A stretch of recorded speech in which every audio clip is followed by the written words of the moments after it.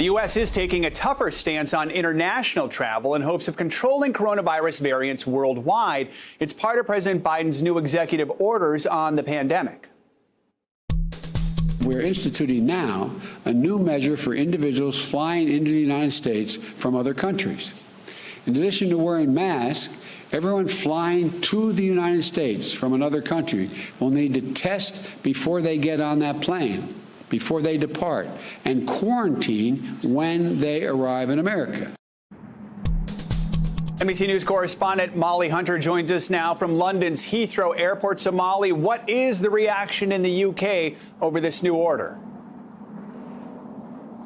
Hey, Joe, look, I got to say, not much changes if you're a British traveler, a British citizen hoping to go to the U.S. You still can't go. So there was mild jubilation last week when former President Trump suggested that they would lift the ban for European and British travelers. Of course, President Biden's press secretary, Jen Psaki, made it very clear that they were not going to lift that ban. So this new executive order only really applies to people like me, people who can travel from the UK, for example, to the U.S. Now, the CDC has been recommending this negative PCR test 72 hours before you fly for the last couple of weeks. But, Joe, the quarantine requirement is new. So as an American citizen, of course, living abroad, if I wanted to fly to the U.S., I would have to not only show proof of that negative PCR test and also then, of course, self-isolate on the other side. Yeah, so the UK does require passengers to show proof of a negative test in quarantine. How is that requirement going so far, and how are public health officials enforcing that?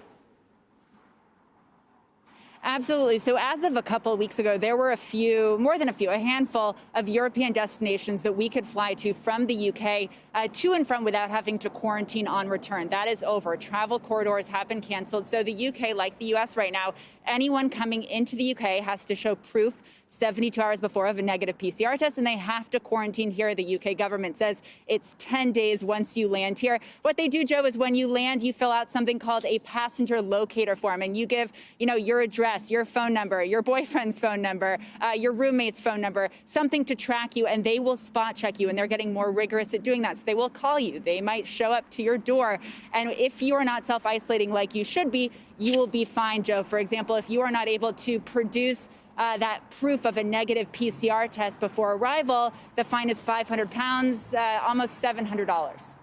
Now, Molly, the UK has banned travel from several African countries because of the South African variant. Are British officials considering closing their borders, especially when they have their own variant? I think British officials are, more nervous by the day, and I think it's changing by the day. So absolutely, they've added the DRC and Tanzania to a list that already included 11 other southern African countries. And Joe, look, as more mutations come up, I think the UK will become even more of an island than it already is. But as you heard from Aaron, and as I'm sure you'll hear from experts throughout the day, the UK variant here, really a huge worry, and the other variants are only compounding that. All right, Molly, thank you so much.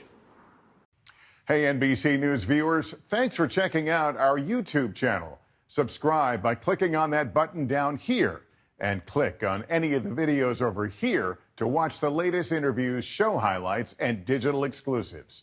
Thanks for watching.